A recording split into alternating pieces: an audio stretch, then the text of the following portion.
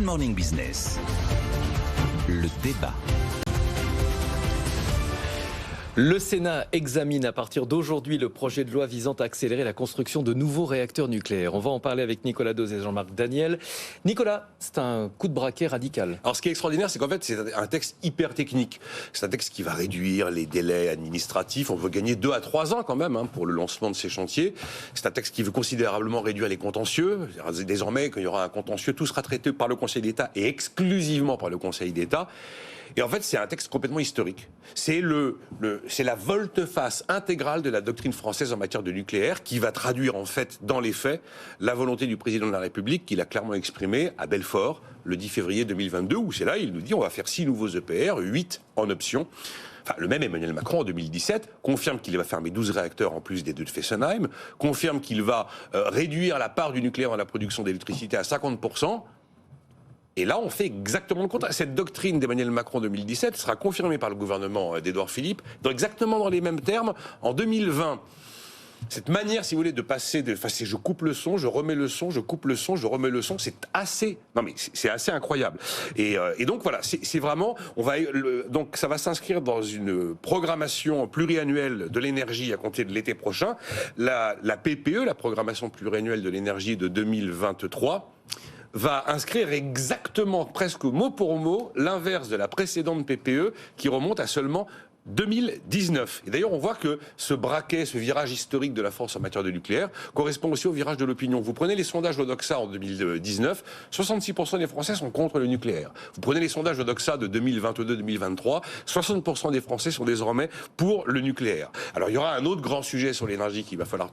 On verra ce qui va se passer, mais là, il y a une vraie volonté française d'aller contre le marché européen unique de l'énergie, avec ce mécanisme de fixation du prix du mégawattheure selon la dernière unité produite au gaz. Et là, Bruno Le Maire nous a dit la semaine dernière très clairement qu'il avait l'intention de taper du poing sur la table au niveau européen d'ici mi-2023, quitte à aller au conflit avec le reste de l'Europe. En tout cas, ce qui est assez frappant avec ce texte, c'est que maintenant, en tout cas, on connaît la mission de Luc Rémont, le nouveau patron d'EDF. Elle est très claire, mais c'est quand même titanesque. Il y a un côté un peu plan Mesmer 74 dans ce qui est écrit dans ce texte-là.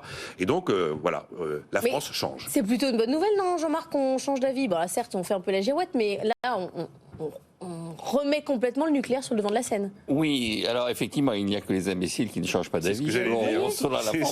C'est célèbre. Donc nous sommes dirigés par des gens vraiment très intelligents. Pragmatiques. Ah oui, ça c'est. Ça sent quand même une pointe de cynisme. Ça c'est clair. Mais alors, Nicolas a dit que c'était un moment historique. Je me demande si c'est pas plutôt un moment hystérique, parce que on est parti dans une espèce de discours effectivement très, avec le fait que, par exemple, la majorité sénatoriale a souligné que dans le texte qui lui était transmis, l'objectif de 50% du nucléaire, de réduction à 50% du nucléaire dans la production d'électricité, dont a parlé Nicolas, n'était pas inscrit. Donc fondamentalement, en droit à l'heure actuelle, on a toujours un objectif de 50%.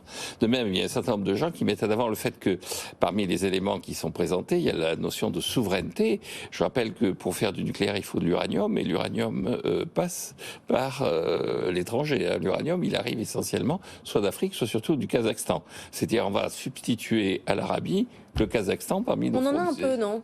On en avait un peu. Alors, on va peut-être réouvrir les mines, on va peut-être décider de... Ça, vous êtes contre ? Ah oui, d'éventrer le Massif central, et moi, je ne veux pas qu'on touche au C'est le lithium dans le Massif. Oui, pas du nucléaire avec du lithium. Non, mais il y a de l'uranium au sud du Massif central, le lithium c'est au nord, c'est dans l'Allier, et l'uranium est au sud du Massif central, vers l'Hérault et le Gard. Et donc, on ne touche pas à Nîmes, et on ne touche pas à l'Allier. Et donc, je pense qu'effectivement... Ni au petit rat de l'opéra. Voilà.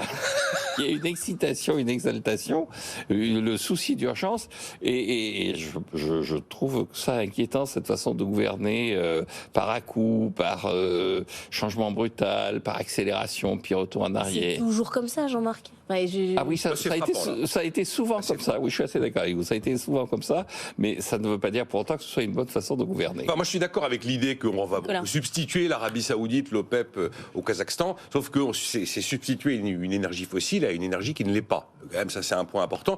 Et puis, là où je dis que c'est un marqueur historique, c'est que, bon, effectivement, on va faire exactement l'inverse, mais c'est aussi c'est le déclin définitif des Verts. Parce que les Verts, en fait, ont surfé et dompté cette thématique de l'opposition nucléaire, et on voit que c'est une thématique qui leur a échappé. Ils ont d'autres idées sur d'autres sujets. Oui, mais enfin bon, les sapins de Noël, si vous voulez, les faits d'enseigner l'aviation aux enfants et de les faire rêver, bon ça c'est un autre sujet. Mais là, c'était vraiment un marqueur politique fort.